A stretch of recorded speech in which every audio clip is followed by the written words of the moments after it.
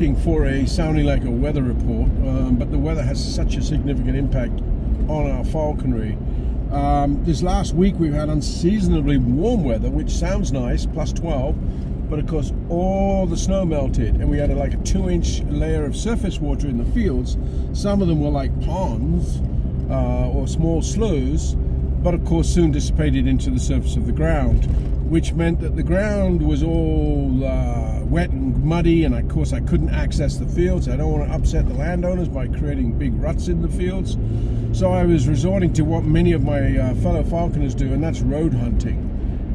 It didn't work well for me, and I never found flights. So then I switched to flying to the drone, knowing that there was colder weather and snow forecasted. I flew 2 days to the drone. The first day went quite well. The second day I managed to succeed in doing something I've never done in my falconry career ever. And that is I totaled a third drone in one season. The last one wasn't my fault, I'll tell you. The drone fell out, the battery fell out of the drone, and it was a stupid Phantom 4 Pro, and it fell out. Anyway, the one yesterday was my fault though. I was pushing the envelope and trying to get the drone up high. The bird was going good, but I ran out of battery. And about the last 100 feet trying to land it, it gave up and it bit the dust. So I've got to pick up another drone in a couple of days from a guy. But meanwhile, I'm back to hawking. We had a great dump of snow, maybe 3 or 4, maybe 5 inches in some places. It's -4, so the conditions are absolutely perfect. And so I've got a short window of time from appointments this morning to being Gramps on duty this afternoon, picking up my grandson from daycare. So I got a 2-hour window to try and find a flight and get back home. So we'll see if this is my last flight of the season. I've been threatening it for a few days, a week or two. I want to end on a high note, maybe more for my benefit than the falcon, but I'd like to just catch something and feed it right up and then throw it in the chamber. We've achieved everything we wanted to do this season with the new late taken bird. But we'll see how that goes. Main thing is right now I got to find a covey to fly. Kind of set myself up to fail with this statement, but with all this hoarfrost and it's very damp cold. It's only -3, it's balmy by comparison. But with all this damp cold and hoarfrost on the stubble, you would think seeing partridges would stand out like a zit on your nose. But it's not the case. I've been driving around and still haven't seen any from the road. I'm entering the fields and I'm just about to get the pointer out to see if we can root them out from wherever they're sitting tight. Who I came across in the stubble fields. Not the place you expect to see them. They're normally stripping bark off trees. But this is your porcupine. He's showing me his ass. I don't want to get too close because they hurt. So there you go. Ooh.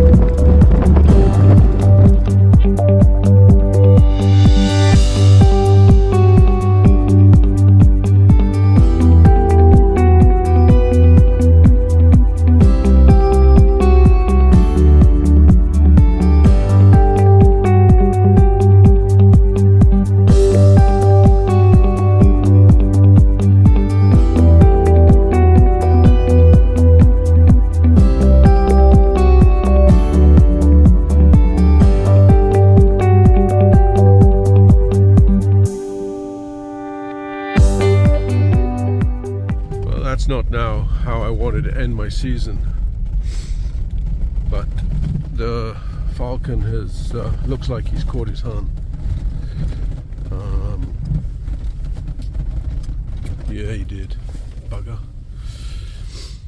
Well, that was just sheer raw speed and not a blistering stoop, to be honest. And the Hun, he nailed it from way over there. Yes, he's caught it. Griff's a bit excited. Yeah, chop, chop, chop. time of year. Okay, my season's officially done.